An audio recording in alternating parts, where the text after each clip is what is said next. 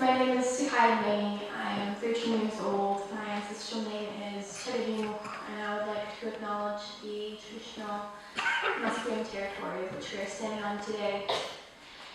When I was 8 years old, I decided that I was going to write this environmental song and advocate a message of unity and being role models and the ancestors of 7 generations to come, and the ability to be empowered as environmental stewards.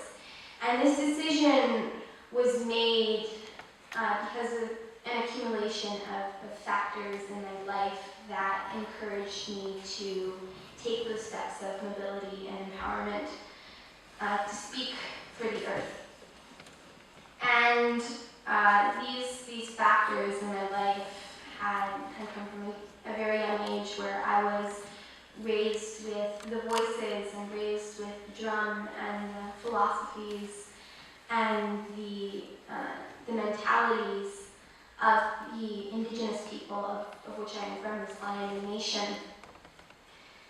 And these stories, these creation stories and cultural narratives passed down through our oral history, I had heard through the voice of my kupa and my chicha and my father, and they told me of a time of equality, and through our own creation stories, where all beings were equal in the very beginning. We were all pure beings with soul and with light, and the Creator decided to establish some balance and put all beings in a cycle and a food chain, and created that structure and that order.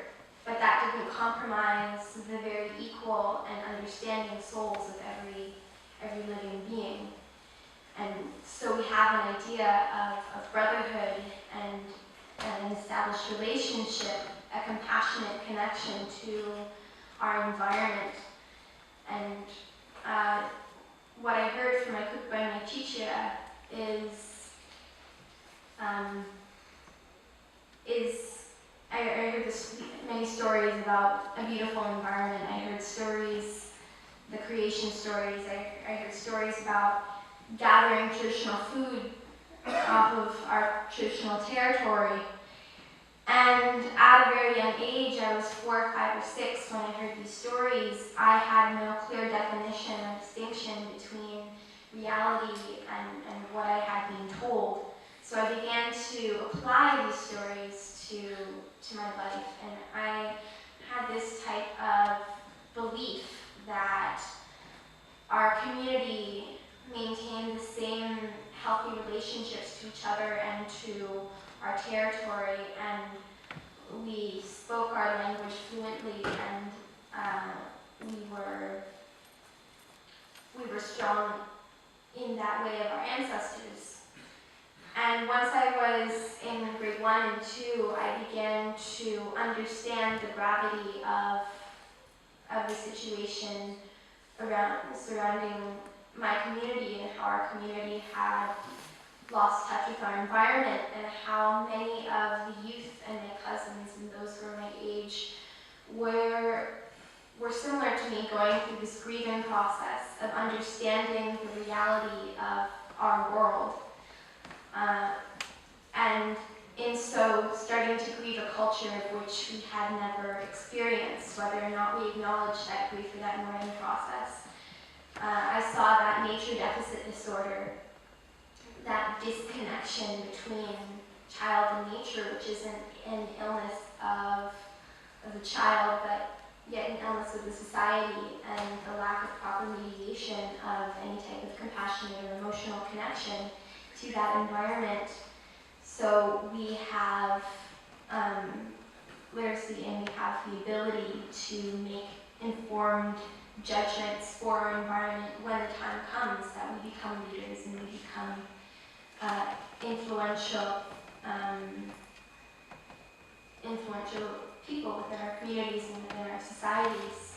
And we make judgments for our environment. The question is, not only what land will we leave for our children, but what children will we leave for our land if we don't know how to care for our Mother Earth. So I began to notice these things around me, and by the age of 6 in grade 1, I wrote this speech, or this poem called If I Were an Eagle. And at the very end of the poem, I said, as an eagle, for this poem, I was embodying this spiritual, higher figure of guidance and a higher moral perspective that was observing the not-so-gradual change in my culture between a time of connectedness to our environment to a time where we are disconnected from each other. And so, at the very end of this poem, I would say, as an eagle, I would fly up to the sky and look up to the stars and wish I could be like them. And my teachers at that time probably assumed, oh, that's cute, she wants to be a star.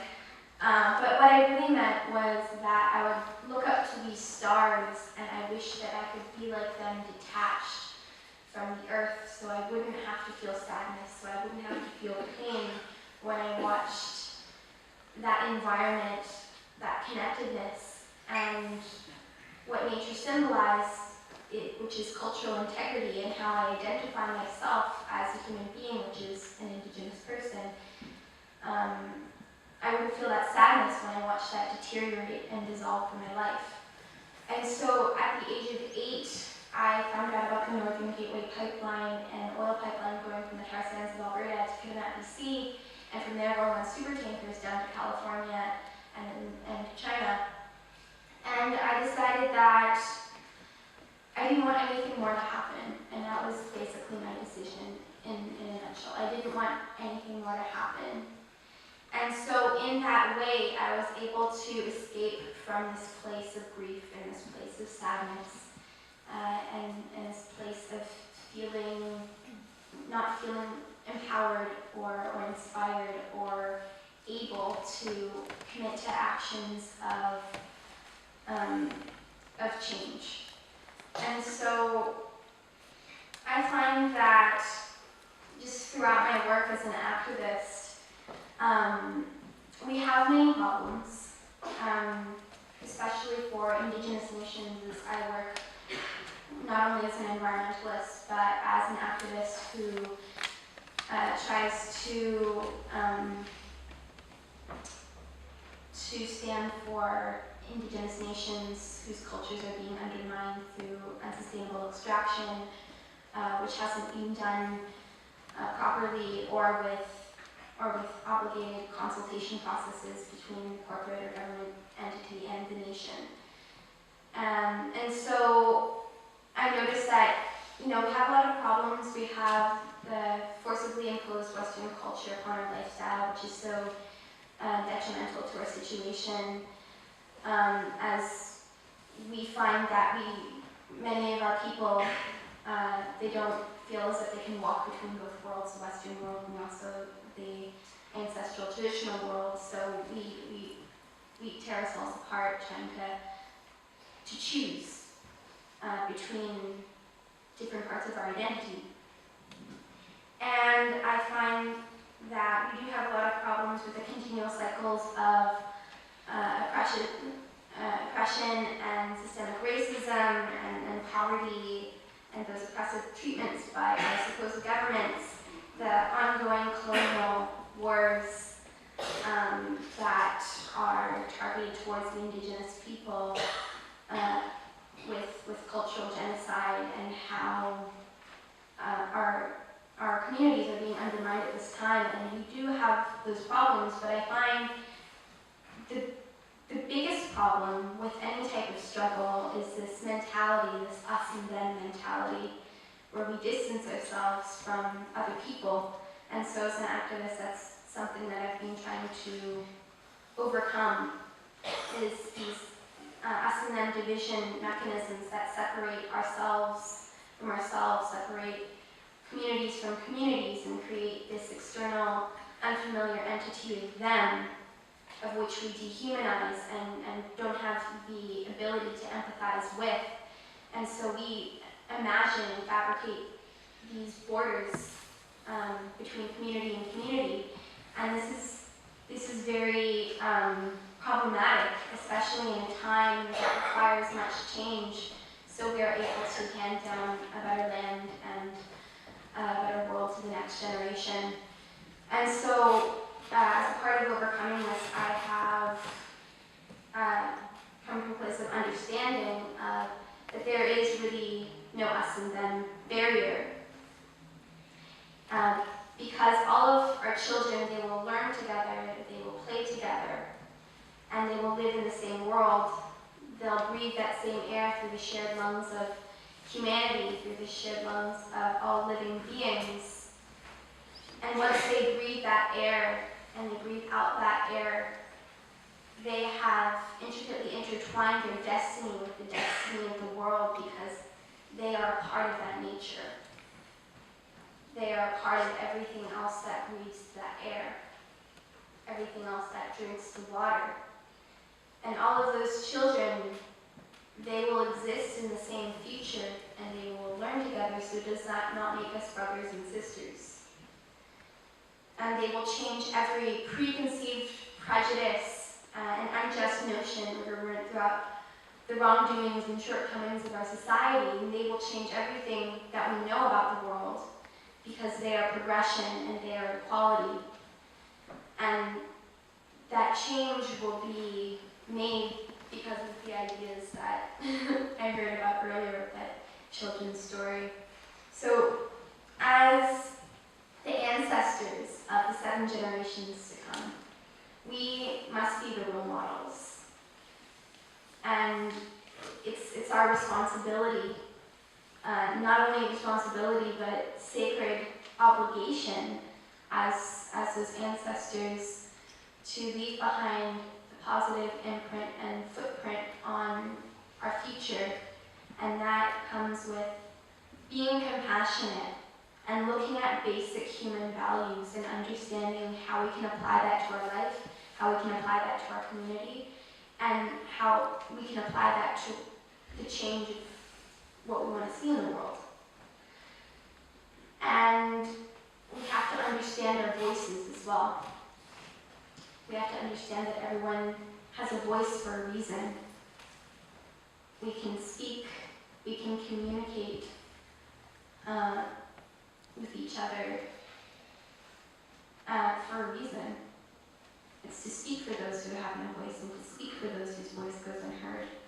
We all have a gift, and we all have a passion, and we have to share that passion and share that gift, because I was taught by my cook, by my teacher, and my father and my mother, that when you have a gift, and when you're given a gift by Creator, you have to share that gift in a good way, with a good heart.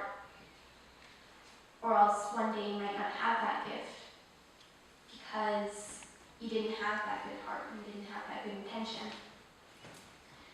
And so, for this award, I would like to thank my family, thank my community. As they say, it takes a community to raise a child.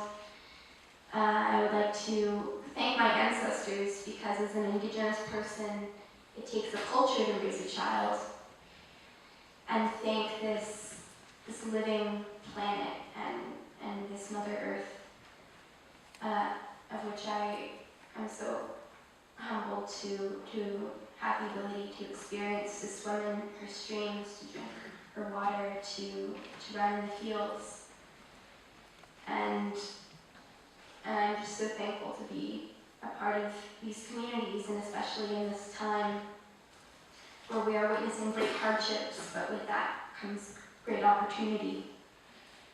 So I would just like to thank everyone here. Thank you.